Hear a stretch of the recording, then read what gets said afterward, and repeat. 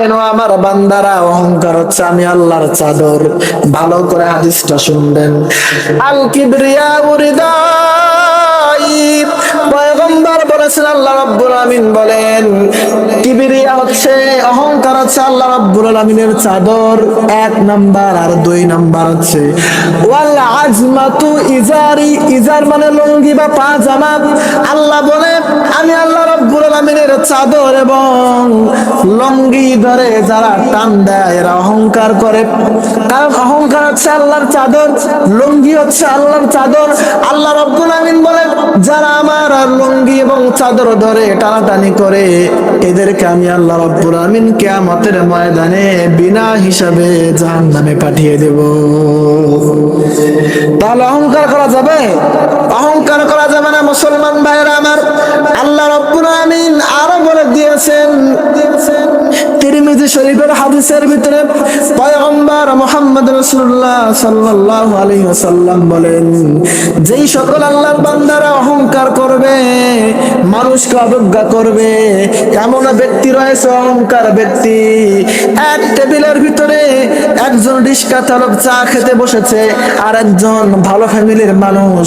ওই ব্যক্তিটা ওই টেবিলের ভিতরে বসার কারণে, ওই রিক্সা চালকটা বসার কারণে সেখান থেকে উঠে আরেক জায়গায় দিয়ে চা খায়।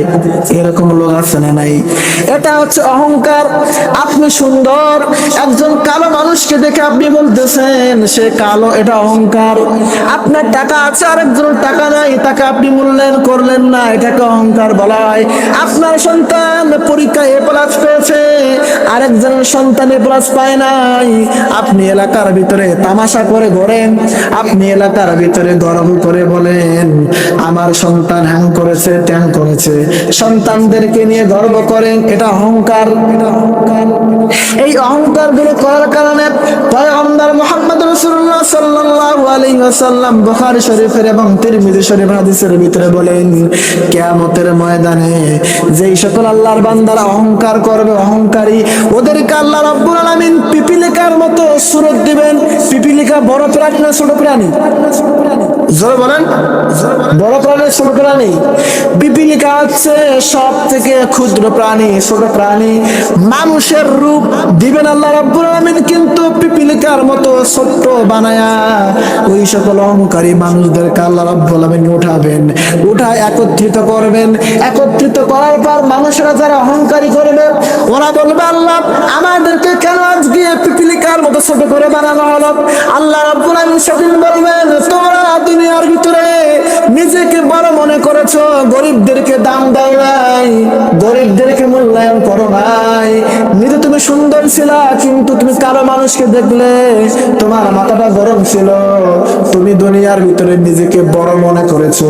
সেজন্য আমি আল্লাহ রাব্বুল আলামিন আজকে তোমাকে পিপিলিকার মতো ছোট্ট বানাই দিলাম। আর যখন আল্লাহ রাব্বুল আলামিন ছোট্ট পিপিলিকার মতো আমাদেরকে বানাই দিবেন, আমাদেরকে হাজার হাজার মানুষ পা দিয়ে পিষে পিষে আমাদেরকে ডাঙ্গায়া ডাঙ্গায়া তারা জান্নাতের দিকে চলে যাবে। কি মনে করেছেন অহংকার দুনিয়া করবেন আর শাস্তি হবে না? হ্যাঁ, অপেক্ষা করেন। যারা অহংকারী করে, আমি করলে আমি অবশ্যই পাবো। এবার বলেন অহংকার। একজন সাহাবী রাদিয়াল্লাহু তাআলা আনহু বিশ্বনবীকে জিজ্ঞেস করলেন, পয়গম্বর আমি যে সুন্দর জুতা পরি, আমি যে সুন্দর টুপি লাগাই, আমি যে সুন্দর পারফিউম ব্যবহার করি, আতর ব্যবহার করি, সুন্দর জুব্বা গায়ে দেই, কাপড় ব্যবহার করি, এটাও কি অহংকার? পয়গম্বর বললেন ইন্নাল্লাহা ইউহিব্বুল জামিল। আল্লাহ রাব্বুল আলামিন বলেছেন আমি আল্লাহ হচ্ছি সুন্দর, আর আমি আল্লাহ রাব্বুল আলামিন সুন্দরকে পছন্দ করি। সুবহানাল্লাহ বলেন।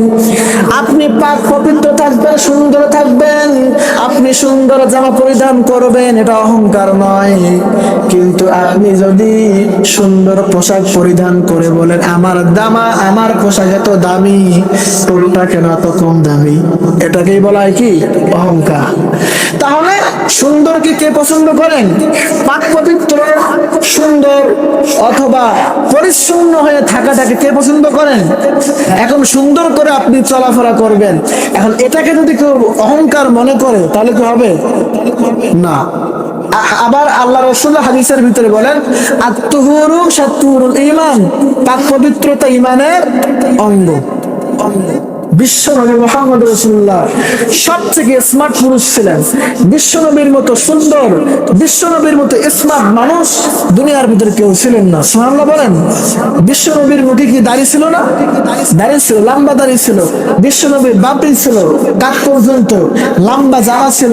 বিশ্বনবীর চেহারার দিকে তাকালে একদিনের ক্ষুধা নয়, 3 দিনের ক্ষুধা আল্লাহ তাআলা নিবারণ করে দিতেন। সুবহানাল্লাহ। কি দাড়ি ছাড়া ছিল? দাড়ি ছাড়া ছিল না, সুন্দর ছিল। পৃথিবীর ভিতরে যত মানুষ রয়েছে দাড়ি রাখলে ওই মানুষের চেহারার ভিতরে নূর দান করেন কে? দাড়ি রাখলে ওই মানুষের চেহারাটাকে ভরপুর বানায় দেন কে? আল্লাহ।